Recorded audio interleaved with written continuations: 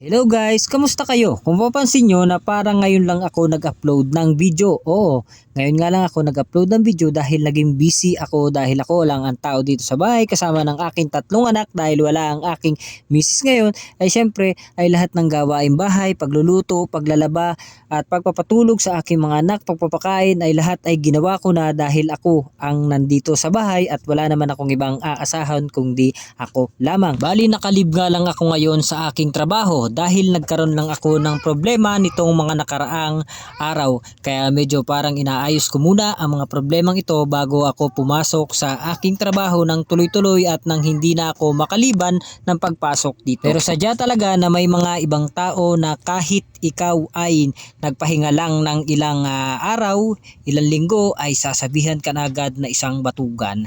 Alam mo ba ang salita na batugan? Ang ibig sabihin ng salita na batugan ay talagang wala kang ginagawa at talagang nasa bahay ka lang.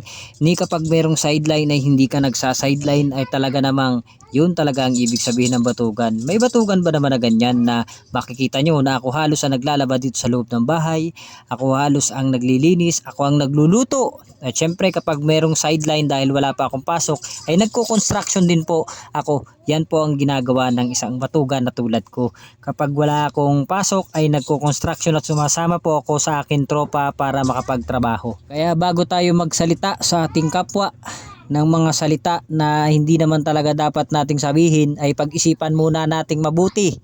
Dahil syempre wala namang perpektong tao, lahat naman po ay nagkakamali. Kaya kung sa palagay mo ay perpekto ka, hindi ka tao kasi ang tao talaga hindi yan perpekto.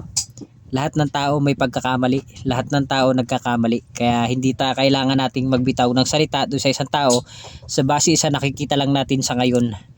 Kasi pwede naman pong magbago yung panahon. Kaya kung magsasalita ka lang ng mga bagay na ganyan ay dapat tignan mo muna yung sarili mo kung ano mga ba yung meron sa sarili ko. Bakit ako nagsasalita nito? May maipagmamalaki na ba ako? Meron na ba ako na-achieve sa buhay kung bakit ko siya pinagsasalitaan o minamaliit yung isang tao na yun?